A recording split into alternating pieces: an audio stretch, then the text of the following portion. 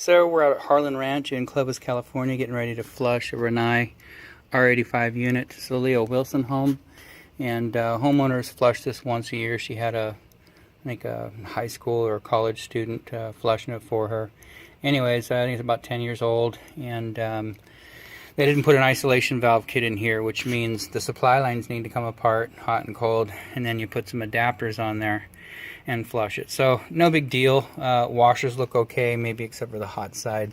You can see there's some scale built up on this supply line. So probably got some leaking going on up there. Not sure whether it's coming from the iron pipe nipple right there between the T and the adapter we've put on, or whether this supply line has failed. So we might just swing back by the house and grab a couple of new supply lines. You can see the corrosion down here as well. You've got this gate valve. On the bottom there's a little bit of corrosion. Not much really I want to do with that. It doesn't look like it's leaking. Up here around the back side looks like maybe a little bit more. You can see scale running down the valve, not scale, but the water, which becomes which is filled with calcium. Anyway, so that nipple, that valve, you can see some corrosion right here in the front. So we might even replace that as well. Anyways, we're going to go ahead and start flushing this. Take another video during the flush. You can see what we're doing. When we're done, we'll take a final completion video. Outside of that, we are good. So we're still in Clovis out at Harlan Ranch, and here are the materials we're going to use. We have Falcon stainless steel supplies. They're the Mega Flow Super Water Flexes, so full 3/4 inside diameter. And if you were here, you could actually see the difference in the volume that this pipe can deliver to the water heater. Additionally, they're very flexible. So this is what we're going to put in, either the shorter ones or the longer ones, just depends on what fits better. Additionally, we're going to replace a couple of pipe nipples with these brass nipples. It doesn't resolve all the issues here. The main reason being is you can see where the hot water comes into the unit, that's galvanized iron pipe. And where the cold water comes in, down there, that's galvanized iron pipe. So, you can only replace so much, unfortunately, but you can see the corrosion that you've got here at the valve. Brass lasts forever. What's corroding is that iron pipe nipple.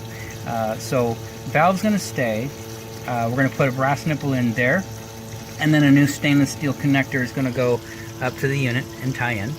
And then that down there is staying because it's in the wall. It goes down the wall somewhere down here and ties in. So we can't do anything with that. But up here where it ties into that T, we can replace that. Now the only other additional part that could be replaced is this T, but you can see it's got a relief valve tied in, and it's got this nipple and a union going down. So to repipe that, we certainly could do it, but it's a substantial amount of work.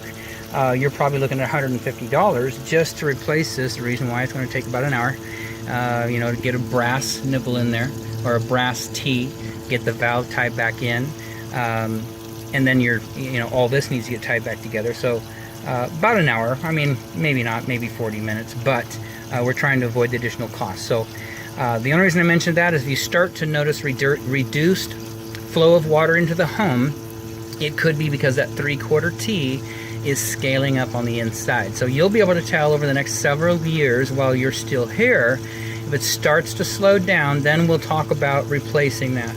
Otherwise, we're going to leave it for right now. The only reason we're replacing the supply lines, you can see those things are currently rusting away. Either something wasn't put back together right, or this supply line has failed. Every time you take these apart and put them back together, things begin to break down in these. That's why I do one use. I put them in brand new, and then they stay for the life of the unit. And then when you put a new unit in, or put an isolation valve kit in, we put new ones in again, or we hard pipe it in. But anyway, so we're going to replace some stuff here, and we'll take another video when we're done. Okay, so still here in Clovis, California, and we've got one of the pipe nipples out. It came off the cold side, right where the brass valve is. We put one of these brass nipples in there, and you can see the old nipple that was in there. Hopefully you can. I can't really see it, but if you look in here, you can see that's what happens to iron pipe.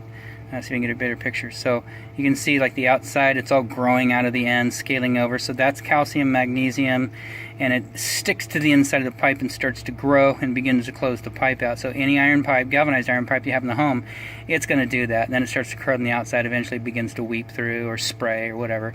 So anyways, that piece is out, and then you can see the existing supply line that was in there. This is a little tiny guy. If you look at the difference between the pipe sizes here, you can see this one real skinny, and this one not skinny.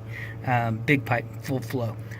Those are extremely cheap supply lines, and that's why plumbers use them, because they're, out here, any tract home you're building, your profit margin is so low that they got to put in just the cheapest stuff they can, including iron pipe instead of brass. That's $1. That's $6. So take your pick as a plumber times 100 homes. So I don't blame them, but we don't use iron pipe really on anything unless it's existing iron pipe or a gas line, something like that. We'll use that. So anyways, that's what's going in, and we're already hooked up to the hot side, flushing the unit right now. So we'll wait until we're flushed out there, and then we'll replace the other brass nipple and get the other supply line in, and we'll take another video. Okay, so last portion of this video in Clovis, California, out here at Harlan Ranch.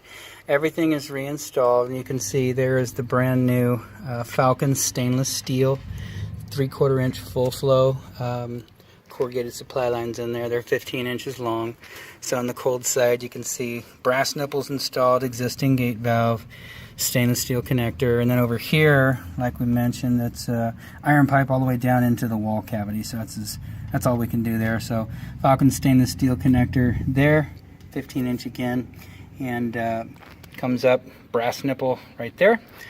So the gas is back on, the unit is plugged back in, and we'll test in a minute to make sure we have hot water out here, and then also we'll leave it open for a couple minutes just to monitor this area to make sure that there's no leaking in here.